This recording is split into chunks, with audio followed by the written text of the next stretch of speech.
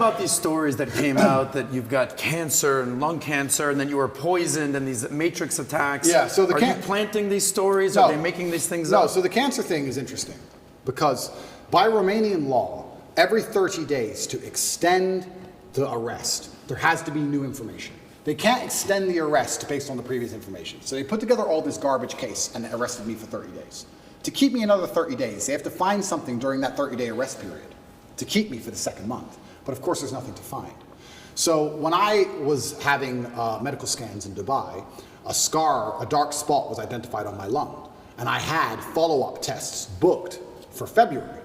So after the first 30 days, I called up my PA and she said, "Are you coming to Dubai?" I said, "Well, yeah, if they let me go at the end of these 30 days, I'll come to Dubai for my medical tests."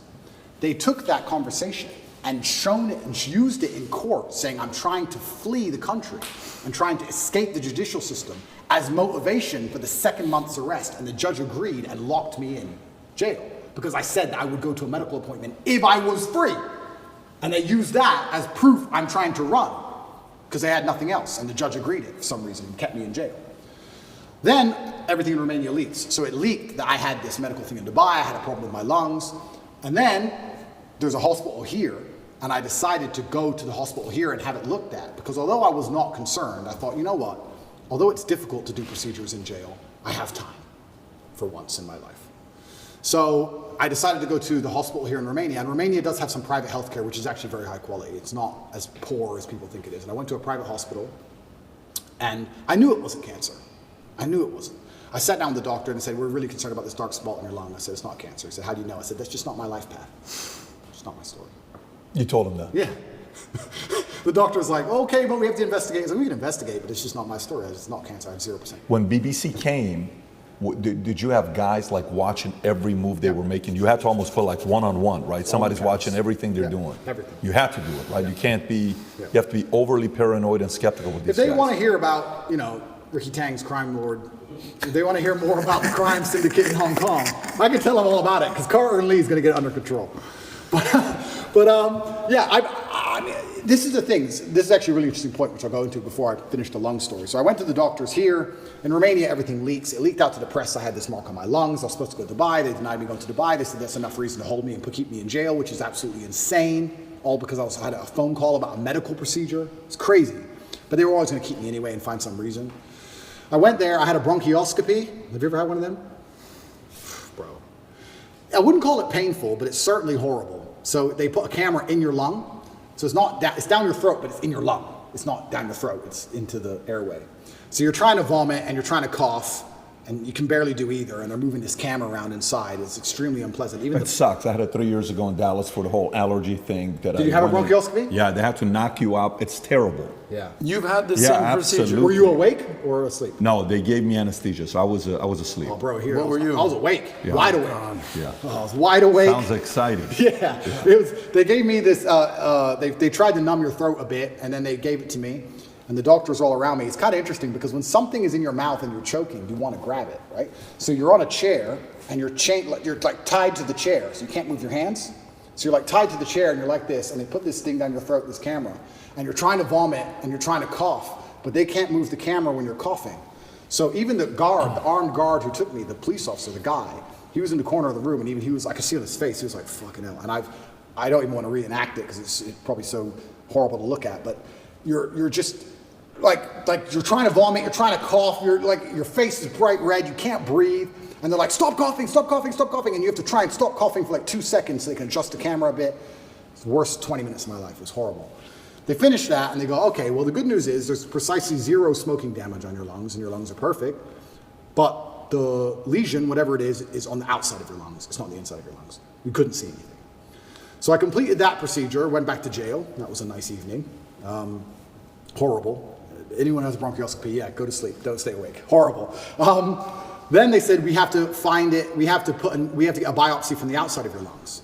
So we have to put a needle through your back, a needle like this long, through your back, through your rib cage, to your lung, a CT guided biopsy it's called, and take a piece of it and then pull the needle back out and then do a biopsy on the piece. Now, they're like, "This is an operation. Do you want to have it while you're in jail?" Because the bronchioscopy wasn't much to recover from. I had a really sore throat, whatever. but this is an operation. Do you want to have it while you're in jail? And I was like, well, why not? I'm in jail. I have time. I can't recover, but I have time. So I went for my CT guided biopsy. They put you on your front. They show you the needle. It's like this long.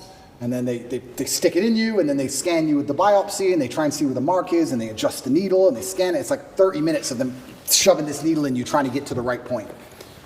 And eventually they did the biopsy, and they said, yeah, it's benign. Some lesion I might have had from when I had pneumonia when I was a kid or something. It's benign. And I said, I told you, I knew that cancer wasn't my life path. I knew it wasn't. But obviously rumors spread like wildfire. Wildfire. Everybody in the States. Especially because I smoke. Tate's got Especially because I smoke all the time. Right. But it was actually very refreshing to hear.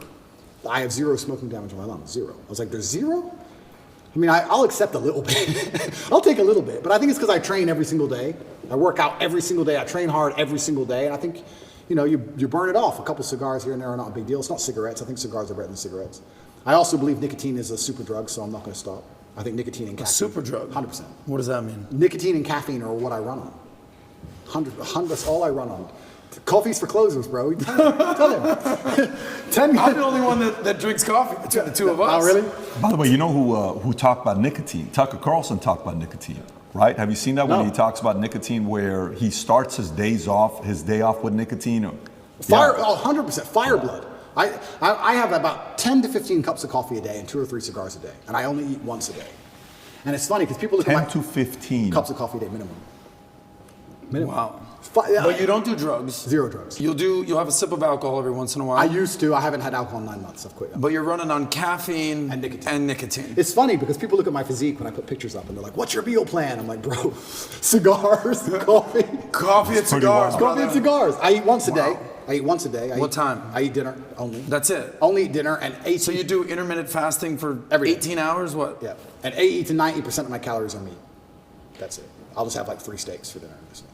Now, how much of that is genetics? How much is that like? I'm not sure if it's genetics, but that's just how I feel best. I feel best when if I smoke and drink coffee all the time, I feel hungry, which motivates me, and I feel energetic. It's energetic hungry. That's how I like to feel when I'm working. I want to be hungry. If I eat, I'm tired.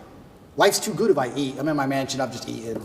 She's beautiful. I'm going to bed. No, but if I don't, yeah, but if I don't eat, I'm like, maybe I wouldn't say angry, but I like to have that tinge of irritableness.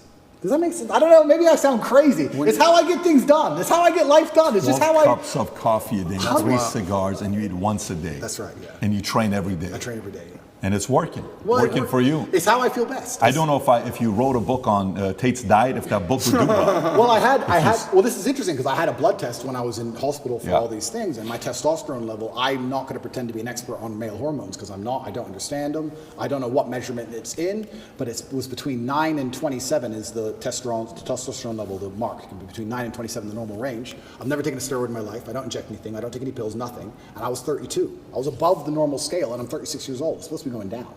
So whatever I'm doing, I'm sticking to. What was your diet and your regimen while in jail? There was no coffee? I had coffee and cigarettes. Don't worry, bro. I had those. Really? I spent my commissary money on coffee and cigarettes. I had coffee and cigarettes and 1 meal a day, same. Yeah. So there was commissary money? Yeah, so we had... Who gave you that? Yeah, so a friend of mine put money on my account. So I was a rich guy in jail, because in Romanian jail, most people haven't got money, right? I was rich. I was rich. There's a limit to how much you can buy, but I was spending the maximum. So I had plenty of cigarettes, coffee. I actually quit coffee. Now we're talking about coffee, and then I want to go back to the point you made earlier, but I quit coffee for the first 30 days in jail because I've never not been caffeinated. My experience of life is caffeinated. I'm caffeinated human, right? If I'm awake, it's caffeine. So I'm like, I don't need energy now. I'm in jail. So I quit caffeine and all coffee for 30 days to see if there's any tangible benefits, and I can confirm to the world that there are none. Zero. I did not sleep any better. I did not go to sleep any easier. I did not dream anymore. Nothing, absolutely nothing good happened except I was tired all day. It was garbage. I was like, give me my coffee back. I went back to my 15 cups of coffee a day. Reaffirmed your wild coffee. to have that much coffee. The last time I drank coffee, I was 25. We have one friend. Literally. We have one friend that drinks almost as much Mario coffee. drinks Mario. as much as Shout you. out to And by the way, Mario. everybody around me loves coffee, Yeah. including my 11-year-old son, Tico. Yeah. Him and his mom got into an argument the other day because she didn't want to take him to Starbucks.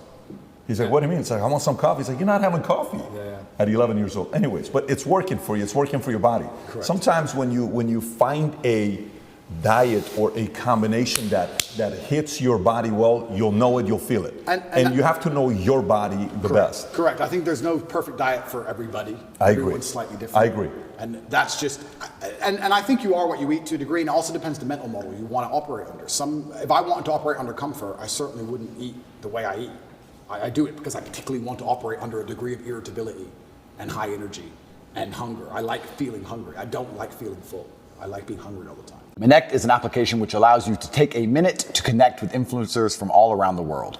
My name is Andrew Tate, and I'm available to speak directly to you on Connect. So if you like that clip, click right here to watch another, or if you want to watch the entire Sozcast, click right here.